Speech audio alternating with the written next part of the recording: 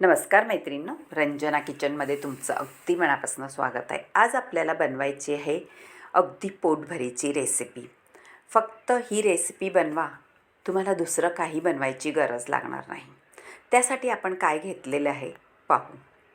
1 वाटी घेतलेले आहे ज्वारीचं पीठ, हे पहा 1 वाटीभर, आणि छोटी वाटी म्हणजे 2 चमचेभर तांदळाचं पीठ, 1 चमचा रवा, लसूण, आलं, हिरवी मिरची आणि ओवा। मैत्रिणी, ओवा जरूर घाला, ओव्याचा स्वाद अप्रतिमच लागतो ह्या रेसिपीमध्ये। आता एक भांडं घ्यायचं आहे, त्यामध्ये आपल्याला ज्वारीचं पीठ घालून घ्यायचं आहे। ज्वारीचं पीठ 1 वाटी आणि 2 चमचेभर तांदळाचं पीठ, रवाही घालायचा आहे म्हणजे त्या रेसिपीला क्रंचीपण येतो। आता हे सगळं घालून घेतलेली पिठं त्यामध्ये आपल्याला काही मसाले घालायचे आहेत। त्यापूर्वी आपण ही मेथी घेतलेली आहे, मेथीची भाजी छान निसून टिपून कापून घेतलेली आहे धुवून। आता ती घालून घ्यायची आहे 2 मूठभर। आणि मेथीची भाजी घातली तरीसुद्धा आपल्याला थोडी कोथिंबीरसुद्धा घालून घ्यायची आहे कापून, कारण कोथिंबीरचाही तेवढाच स्वाद येतो आहे। आता हे आलं, लसूण आणि हिरवी मिरचीचा ठेचा घातलेला आहे, तो सुद्धा छान असा मोठा मोठा घातलेला आहे। आता उन्हाळा म्हणलं का आपण त्याच्यामध्ये काहीतरी थोडंसं आंबटपणा छान लागतो, त्यामुळे दही घातलेलं आहे वाटीभर आणि ओवा हातावर चोळून घातलेला आहे। दह्याने छान असा आंबटपणा येतो त्याला खायला।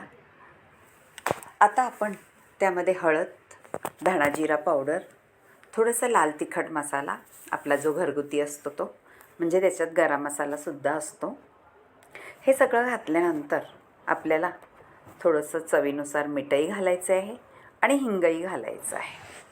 हिंगानेसुद्धा छान असा स्वाद येतो त्याच्यामध्ये। आता तुमच्या मसाल्याच्या अंदाजाने मीठ घाला चवीनुसार। हे सगळं एकत्र करून आपल्याला पीठ मळून घ्यायचं आहे। मैत्रिणींनो, पीठ हे हातानेच मळायचं कधीही, म्हणजे त्यामध्ये आपल्या हाताची चव तर उतरते, पण पीठही छान मळलं जातं। कुणी चमच्याने हलवतं, कुणी जे पीठ मळायचं भांडं असतं त्याने मळतं।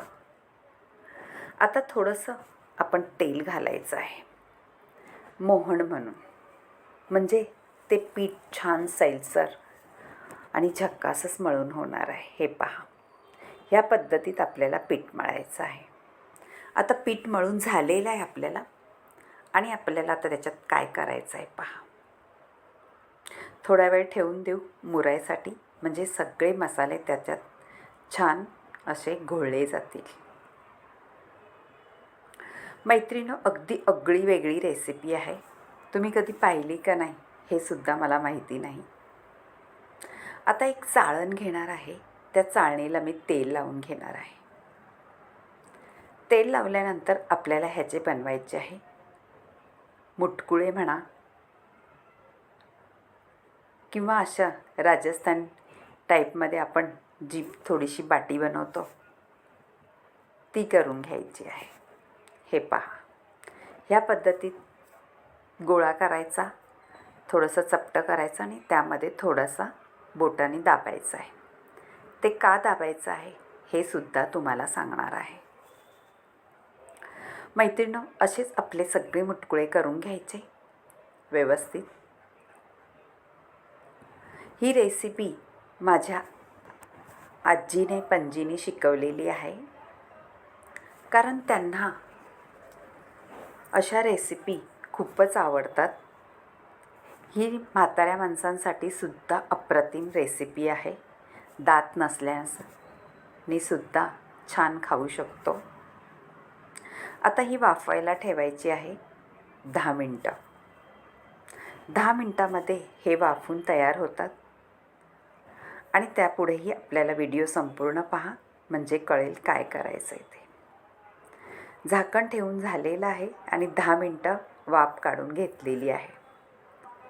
आता एक सुरीच्या टोचाने आपल्याला पाहायचं आहे का ते शिजलं आहे का. शिजलं असलं तर थंड करून घ्यायचं आहे बाजूला उतरवून आणि एक भांडं ठेवायचं आहे आपल्याला गॅसवरती आणि त्यामध्ये तेल घालून जिरी मोहरीची फोडणी द्यायची आहे. मैत्रिणींनो, जिरी मोहरी घातल्याने आणि सफेद तिळही घालायचे आहे आणि भरपूर अशी परतही आपल्याला मेथीची भाजी घालायची आहे. हाय का नाही छान रेसिपी. आणि कोथिंबीरही घालून घेतलेली आहे. तीळ जरूर घाला, तिळाने सुद्धा चव अप्रतिम येते. कढीपत्ता घातलेला आहे फोडणीला. थोडीशी भाजी शिजली का मग आपल्याला पुढची कृती करायची आहे. आता हलवून घेतल्यानंतर आपली भाजी आता शिजत आलेली आहे थोडी, तर त्यामध्ये आपण ठेचा घालून घेऊ हिरव्या मिरचीचा, जो आपण उरवून ठेवला होता थोडासा, तो सुद्धा ह्या भाजीमध्ये घोळून घ्यायचा आहे, म्हणजे ठेच्याचा स्वाद त्याच्यात उतरेल. आता आपण त्यामध्ये थोडंसं मीठ घालायचं आहे चवीनुसार. थोडासा कलर येण्यासाठी आपल्याला काश्मीरी लाल तिखट घालायचं आहे, हळद घालायचं आहे आणि थोडीशी धणा पावडर घालायची आहे. आणि हे सगळं मिक्स करून आपल्याला त्याच्यात घालायचे आहेत आपली मुटकुळी म्हणजे बाटी. त्याच्यात थोडीशी मी साखरही घातलेली आहे आणि पाणी घालून घ्यायचं आहे. थोडीशी उकळी आली पाण्याला, छान आपली भाजी शिजली जाईल. हे पहा. आणि ह्या भाजीच्या पाण्यामध्ये ही मुटकुळी टाकून द्यायची आहेत.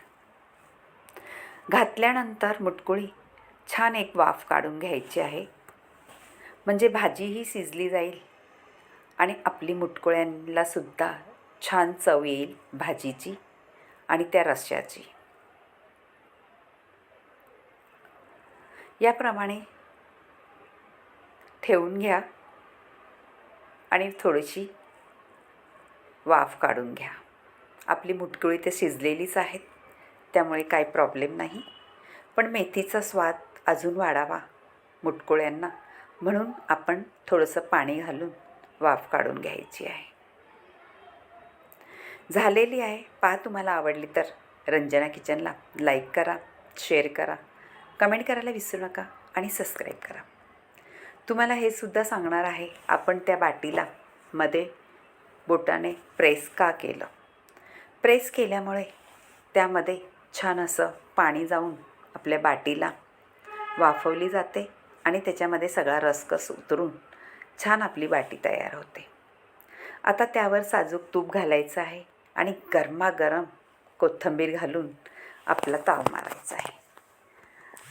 अशाच नवनवीन रेसिपीसाठी तुम्हाला माझी सबस्क्राईब करा आणि सबस्क्राईब केल्यावरती नवीन नवीन रेसिपी तुम्हाला दिसतील. बाय मैत्रिणींनो, भेटूया आपण अशाच नवीन नवीन